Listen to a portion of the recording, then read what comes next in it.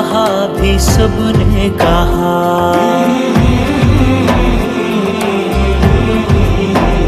جن پہ قرآن کی آمد ہوئی جس گھڑی، رات وہ منزلت میں ہے سب سے بڑی۔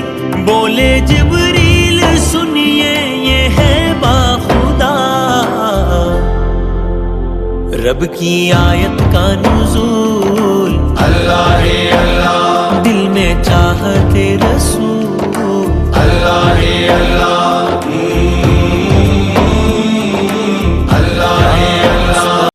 اعوذ باللہ من الشیطان الرجیم، بسم اللہ الرحمن الرحیم۔ السلام علیکم ورحمۃ اللہ وبرکاتہ۔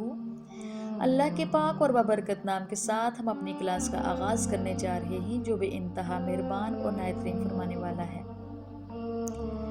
آج ہماری کلاس میں جو ہمارا موضوع ہے وہ ہے واقعہ معراج۔ اللہ تعالیٰ نے جب اپنے محبوب کو آسمانوں پہ بلایا تھا۔ ہم اپنی سیرت کو شروع کرنے سے پہلے درود پاک پڑھ لیتے ہیں۔ بسم اللہ الرحمن الرحیم۔ اللہم صلی علی محمد وعلی آل محمد کما صلیت علی ابراہیم وعلی آل ابراہیم انک حمید مجید۔ اللہم بارک علی محمد وعلی آل محمد کما بارکت علی ابراہیم وعلی آل ابراہیم انک حمید مجید۔ جی، جیسا کہ آپ کو اندازہ ہے، پچھلی کلاس میں جو ہم نے پڑھا تھا وہ طائف کی گھاٹیوں کا ذکر تھا، جہاں پہ پیارے نبی صلی اللہ علیہ وسلم طائف میں گئے تھے اور کفر نے اور جس طرح کا سلوک کیا تھا۔ اب بہت زیادہ اذیتناک تھا کہ مکہ کی ساری زندگی میں اللہ رب العزت نے پیارے نبی کو جتنا بھی مکی دور گزرا ہے، صبر صبر صبر صبر، ہر قدم پہ صبر، ہر قدم پہ صبر اور مشکلات کے پہاڑ۔ جب پیارے نبی صلی اللہ علیہ وسلم بہت غمزدہ ہو گئے، بہت پریشان ہوئے، یہ لوگ بات نہیں مان رہے، تو اللہ کے نبی نے طائف کا رخ کیا۔ طائف میں جو سلوک ہوا، اب اتنی زیادہ مشکلات کے بعد اللہ رب العزت جو ہیں وہ اپنے محبوب کو کہاں تنہا چھوڑتے تھے۔ قاہرین اکرام، قریش کی تکلیفیں ہی کیا کم تھی کہ اب اہل طائف نے بھی ستانے کی حدیں پار کر دی۔ چنانچہ اللہ تعالیٰ نے ان تکلیفوں کا مداوع کرنے کے لیے اپنے محبوب کو ساتوں آسمانوں پہ بلا لیا۔ اللہ تعالیٰ نے سماوی سیاحت بھی کروائی اور تحائف سے بھی نوازا۔ اچھا، ہوا کچھ یوں، ایک روایت کے اندر یہ چیز بھی ملتی ہے کہ اللہ کے نبی صلی اللہ علیہ وسلم اپنے گھر میں موجود تھے اور چھت جو ہے وہ یعنی دو ٹکڑے ہوئے چھت کے، اور وہاں سے فرشتوں کا نزول ہوا۔ اور بعض جگہ پہ یہ بھی ہے کہ نبی پاک صلی اللہ علیہ وسلم بیت اللہ کی وہ جگہ جسے حتیم کہا جاتا ہے وہاں لیٹے ہوئے تھے۔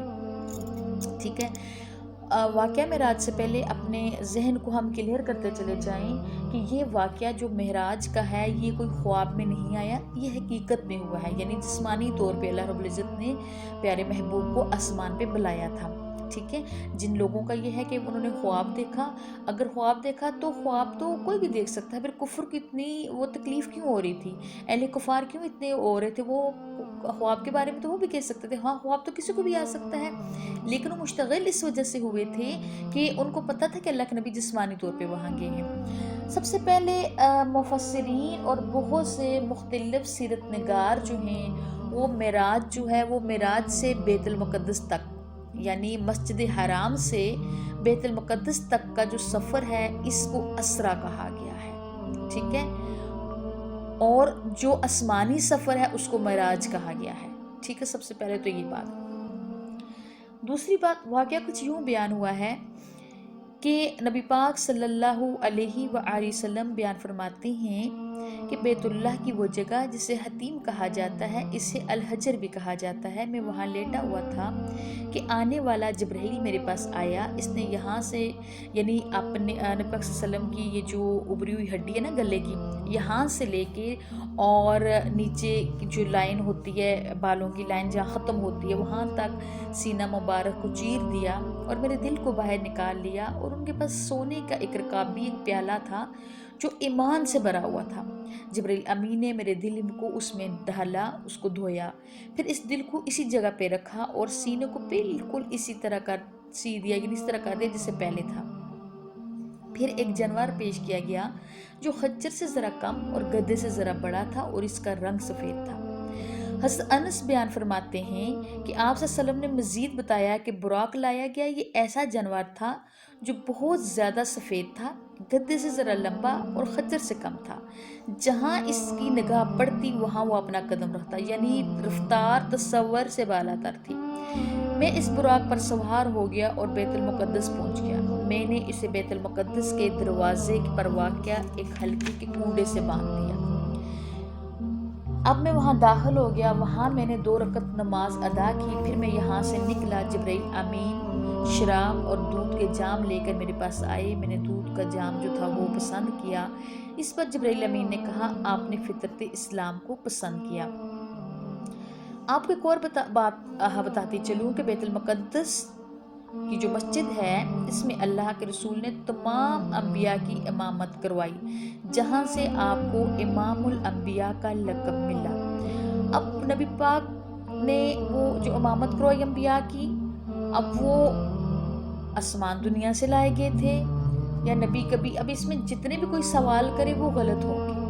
وجہ کیا ہے؟ ہم نے یہ دیکھنا ہے کہ ہمارے محبوب صلی اللہ علیہ وسلم کو جو اس تسبیح کا آخری موتی، اس لڑی کے آخری موتی تھے، اور ان پہ دیکھیں ان سے پہلے جتنے بھی انبیاء آئے تھے ان کی امامت کا شرف بخشا گیا۔ اللہ کے لیے تو کوئی چیز بعید نہیں ہے نا، اللہ تو کچھ بھی کر سکتے ہیں، بس ہمارا ایمان یہ ہے کہ امامت کروائی ہے۔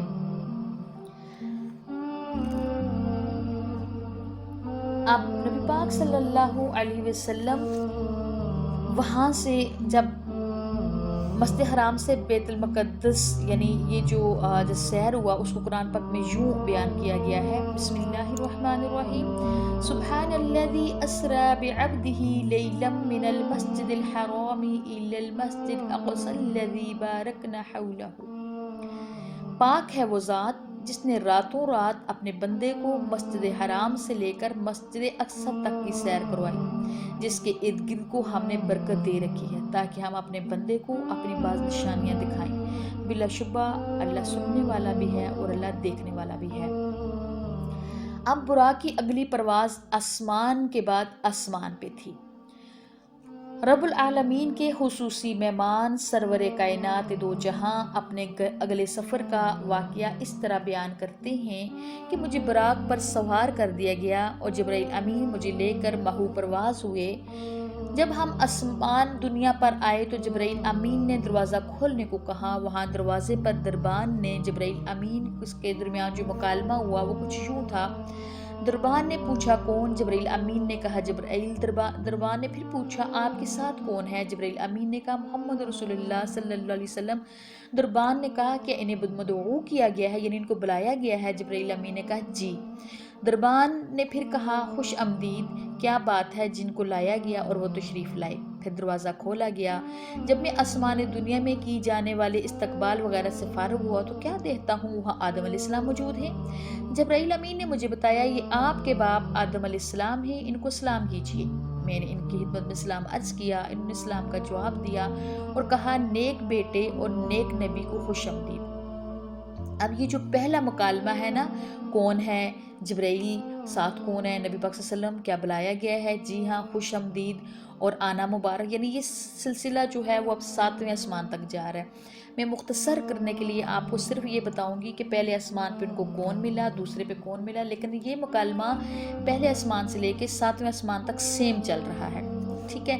اب پہلے آسمان پہ یاد رکھنے والی بات ہے، یہ پہلے آسمان پر کس سے ملاقات ہوئی تھی؟ حضرت آدم علیہ السلام سے۔ اب جب جبرائیل امین جو تھے وہ لے کے نبی پاک صلی اللہ علیہ وآلہ وسلم کو دوسرے آسمان پہ لے کے گئے تو وہاں کیا دیکھتے ہیں؟ وہاں پہ یہی مکالمہ چلا اور وہاں انہوں نے دیکھا کہ یحییٰ علیہ السلام اور عیسیٰ علیہ السلام موجود تھے جو دونوں خالہ زاد بھائی تھے۔ پھر ایسی ان کا تعارف ہوا، پھر انہوں نے ایسی استقبال کیا۔ پھر وہاں سے جبرائیل امین جو تھے وہ نبی پاک صلی اللہ علیہ وسلم کو لے کر تیسرے آسمان کی طرف گئے۔ اب ادھر بھی جب دروازہ کھولا گیا اسلام جو ہوا، اور اس کے بعد وہاں پہ حضرت یوسف علیہ السلام تھے، جبرائیل امین نے ایسے اسلام کا کہا، پیارے نبی نے اسلام کیا، انہوں نے بھی استقبال کیا۔ پھر پیارے نبی کو لے کے حضرت جبرائیل امین تھے، وہ چوتھے آسمان پر پہنچ کے، اور چوتھا آسمان کا جب دروازہ کھولا تو وہاں حضرت ادریس علیہ السلام موجود تھے، سیم مکالمہ ان کے درمیان بھی ہوا۔ پھر حضرت جبرائیل نبی پاک صلی اللہ علیہ وسلم کو لے کے 5ویں آسمان کی طرف پہنچ کے، اور وہاں پہ ان کا جو ملاقات حضرت ہارون علیہ السلام سے ہوئی، ان کے درمیان جو مکالمہ ہوا وہ بھی اسی طرح کا تھا، خوش آمدید کہا گیا، سلام جواب ہوا اور خوش آمدید کہا گیا۔ پھر جبرائیل امین لے کے آپ کو چھٹے آسمان کی طرف پہنچے، وہاں آپ کی ملاقات حضرت موسیٰ علیہ السلام سے ہوئی۔ اب یہی ہوا کہ کون، تو کہا جبرائیل، کہا ساتھ کون ہے، کہا محمد صلی اللہ علیہ وسلم۔ پھر دربار نے پوچھا کیا یہ بلائے گئے ہیں؟ جبرائیل امین نے کہا جی بلائے گئے ہیں، مرحبا کی بات ہے، انہوں نے خوش آمدید کہا۔ چنانچہ دروازہ کھولا گیا، جب چھٹے آسمان کی سیر سے فارغ ہوئے تو وہاں موسیٰ علیہ السلام تھے۔ موسیٰ علیہ السلام نے سلام کیا اور جواب دیا، مرحبا کہا، کیا اچھا بھائی اور کیا اچھا نبی ہے۔ اس کے بعد جو ہی میں آگے بڑھا تو موسیٰ علیہ السلام رونے لگے۔ میں نے پوچھا کہ آپ کے رونے کا کیا سبب ہے؟ وہ کہنے لگے، میں اس لیے رو رہا ہوں کہ میں ایک نوجوان جو میرے بعد نبی بن کے آیا اور جنت میں ایسی امت لے کر داخل ہوگا جو میری امت سے کہیں بڑی ہوگی۔ حضرت موسیٰ علیہ السلام کا جو رونا آیا وہ اس بات پر آیا کہ ان کی امت کے لوگ جنت میں تھوڑی تعداد میں داخل ہوں گے، یعنی وہ لوگ زیادہ تر سرکشی، طغیانی اور کفر میں مبتلا رہے، تو اپنی امت کی بدبختی دیکھ کر وہ رو پڑے، اور اپنی امت کے لیے حضرت موسیٰ علیہ السلام کا یہ درد تھا جو کا اظہار انہوں نے آنسوں سے کیا۔ جی پھر نبی پاک صلی اللہ علیہ وآلہ وسلم آخری آسمان پر پہنچے، وہاں بھی ایسے ہی مکالمہ ہوا، ایسی خوش آمدید کہا گیا، اور جب دروازہ کھولا گیا تو ان کی خدمت میں سلام پیش کیا گیا، اور وہاں حضرت ابراہیم علیہ السلام موجود تھے۔ اب حضرت ابراہیم علیہ السلام جو ہیں وہ بیت المعمور کے پاس حضرت جبرائیل امین جب دیکھا کہ وہاں پہ حضرت ابراہیم علیہ السلام جو تھے وہ ان کے ساتھ ٹیک لگا کے بیٹھے ہوئے تھے، اور وہاں پہ بھی آپ صلی اللہ علیہ وسلم کے سامنے شراب، دودھ اور شہد کے جام پیش کی گئے۔ آپ نے دودھ کا جام جو تھا وہ لے لیا۔ اس پر پھر جبرائیل امین نے کہا یہ فطرت دین اسلام ہے جس پر آپ اور آپ کی امت کا بند ہے۔ اچھا، بیت المعمور 7ویں آسمان پر ہے۔ اللہ کے رسول نے حضرت ابراہیم کو دیکھا کہ آپ بیت المعمور کے ساتھ ٹیک لگا کر بیٹھے ہوئے تھے، اور یہاں بیت المعمور میں ہر روز 70,000 فرشتے طواف کرتے ہیں، اور جو ایک باری طواف کر لیتا ہے پھر قیامت تک ان کی باری نہیں ہوتی۔ پھر وہاں سے آپ کا سفر آگے کی طرف بڑھا، اور وہاں پہ جو تھا اب سدرۃ المنتہا کے پاس اللہ کے نبی پہنچ گئے۔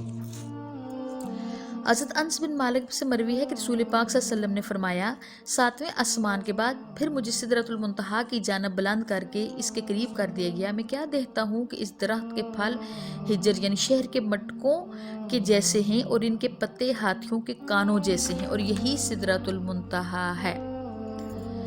اور پھر آپ کو مختصر بتاؤں کہ جب اللہ وہاں پہنچے، جب اللہ رب العزت اور اللہ کے نبی صلی اللہ علیہ وسلم سے جو ان کی آپس میں بات چیت ہوئی، یعنی اس وقت انس بن مالک بیان کرتے ہیں کہ آپ صلی اللہ علیہ وسلم بتاتے ہیں پھر مجھ پر دن میں 50 نمازیں فرض کر دی گئی۔ میں واپس پلٹا تو موسیٰ علیہ السلام کے پاس سے گزرا۔ موسیٰ علیہ السلام نے پوچھا کیا حکم ملا؟ میں نے موسیٰ علیہ السلام کو بتایا مجھے روزانہ 5 نمازیں ادا کرنے کا حکم ملا ہے۔ موسیٰ علیہ السلام نے کہا آپ کی امت پر روزانہ 50 نمازیں پڑھنی بڑی مشکل ہوں گی، اللہ کی قسم میں نے آپ سے پہلے لوگوں کا خوب تجربہ کیا ہوا ہے۔ بنی اسرائیل کی حالت بھی اچھی طرح میرے سامنے ہے، لہٰذا اپنے رب کے پاس جائیے اور اپنی امت کے لیے خصوصی چھوٹ کی درخواست کیجیے۔ چنانچہ میں واپس گیا اپنے رب کے پاس تو مجھے 10 نمازوں کی چھوٹ مل گئی۔ پھر جب میں موسیٰ علیہ السلام کے پاس آیا تو انہوں نے پھر پہلے والا جو سوال تھا وہ دہرایا، میرا وہی جواب تھا۔ پھر کہا کہ مشکل ہے، اب دوبارہ جائیں۔ حتیٰ کہ جاتے جاتے جب 5 نمازیں رہ گئی، پھر موسیٰ علیہ السلام نے کہا کہ آپ دوبارہ جائیں اور وہ یہ نمازیں جو ہے کم کرنے کی درخواست کریں۔ پھر اللہ کے نبی نے فرمایا کہ اب مجھے شرم آتی ہے بار بار جانے سے۔ اب نبی پاک صلی اللہ علیہ وسلم کو کیا حکم ملا کہ 5 نمازیں ادا کرنے کا حکم ملا۔ اچھا، پھر کیا ہوا کہ اس پر اتنے سوال کر چکا ہوں کہ اب مجھے شرم آتی ہے کہ میں جاؤں، لہٰذا اب میں اسی پر راضی ہوں اور اسی پر میں خوش ہوں۔ آپ صلی اللہ علیہ وسلم بتلاتے ہیں کہ جب میں اس خاص مقام سے گزرا تو ایک آواز دینے والے نے آواز دی، اور آواز کیا تھی کہ میں نے اپنے فرض کو جاری کر دیا اور اپنے بندوں کو رعایت دے دی، یعنی کیا تھی؟ نمازیں تو 5 پڑھیں گے لیکن ثواب 50 کا ملے گا۔ اللہ اکبر۔ پھر 3 تحفے پیش کیے گئے۔ حضرت عبداللہ بن مسعود بیان کرتے ہیں کہ نبی پاک صلی اللہ علیہ وسلم نے فرمایا کہ مجھے 3 تحفے عطا کیے گئے۔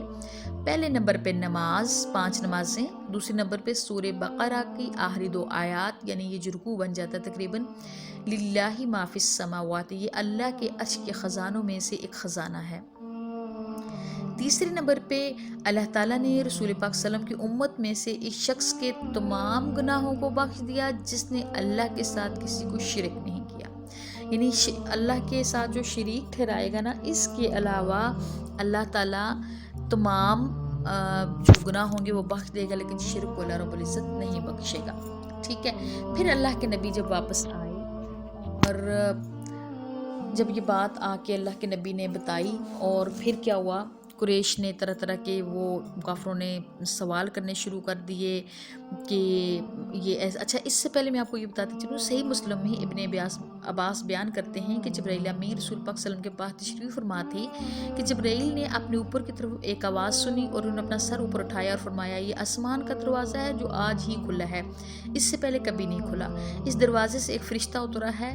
پھر فرمایا یہ فرشتہ زمین پر اترا ہے، آج سے پہلے کبھی نہیں اترا، آپ کو سلام کہتا ہے اور بتلاتا ہے آپ کو 2 نوروں کی خوشخبری دی جو آپ کو عنایت ہوئے ہیں، آپ کے علاوہ کسی نبی کو عطا نہیں ہوئے، ایک سورہ فاتحہ، دوسرا سورہ بقرہ کی آخری 2 آیات، ان کے ایک ایک حرف پڑھیے اور ان پر آپ کو نور عطا کیا جائے گا۔ اللہ اکبر کبیرہ۔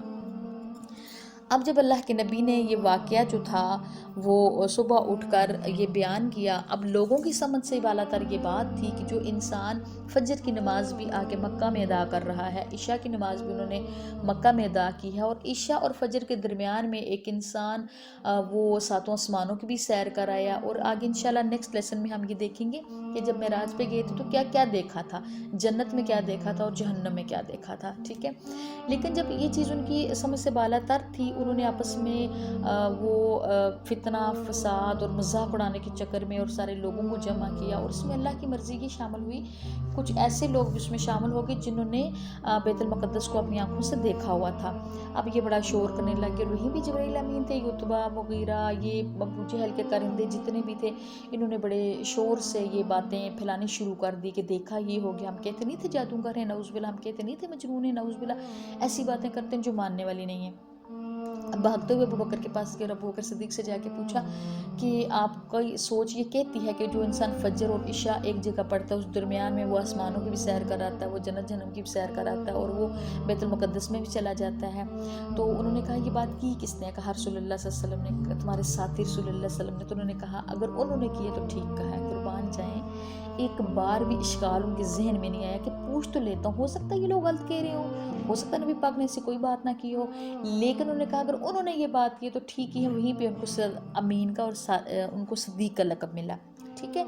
اب حضرت جابر بیان کرتے ہیں نبی پاک صلی اللہ علیہ وسلم نے بتایا جب میں نے لوگوں کے سامنے معراج کا واقعہ ذکر کیا، قریش نے مجھے جھٹلایا، میں اس خطیم میں کھڑا تھا، اللہ تعالیٰ نے بیت المقدس کو میری نگاہوں کے سامنے کر دیا، وہ نشانیاں مجھ پہ پوچھتے جاتے اور میں دیکھتا جاتا، یعنی جب انہوں نے کہا کھڑکی کیسی ہے، دروازہ کیسا ہے، وہاں یہ کیا ہے، تو اللہ کے نبی اب ان کو یہی کہنے والے تھے کہ میں نے رات کیا تھا اتنے غور سے نہیں دیکھا، ابھی انہوں نے کہا میں نے، تو اللہ تعالیٰ نے آج تو ہم دیکھ سکتے ہیں نا اسکرین چلنی، لیکن اس وقت صحابہ کرام کا ایمان دیکھیں کہ انہوں نے ایک ذرا ہی حجت پیش نہیں کی کہ کیسے دکھایا گیا۔ جبرائیل امین بیت المقدس کو بالکل آنکھوں کے سامنے، یعنی اللہ تعالیٰ نے لے آئے اور پردہ ہٹا دیا، اور وہ جو سوال کرتے گئے اور میں وہ بتاتا گیا۔ جب پھر بھی ان لوگوں نے میری بات نہ سنی تو پھر میں نے ان کو رستے میں ایک قافلہ تھا، اس کا میں نے پانی پیا تھا، اور وہ ایک قافلہ تھا جس کا اونٹ بکھر گئے ہوئے تھے، ان کا اونٹ گم ہو گیا ہوا تھا، اور ایک قافلہ تھا جو ابھی داخل ہونے والا تھا، پھر یہ نشانیاں بتائی۔ مان تو وہ لوگ گئے، ایمان کی طرف تو آگے، کیونکہ اللہ کے لیے تو مشکل نہیں تھا، وہ یہ جانتے تھے، لیکن روکا کس نے؟ ہر درمی نے، سرداری نے، جاہ و جلال نے، مال و رتبے نے۔ تو ہمیں کبھی بھی دین کے معاملے میں ان چیزوں کو رکاوٹ نہیں بننا دینا چاہیے۔ انشاءاللہ نیکسٹ جو ہمارا لیسن ہوگا وہ ہوگا کہ آپ نے معراج پہ دیکھا کیا۔ اللہ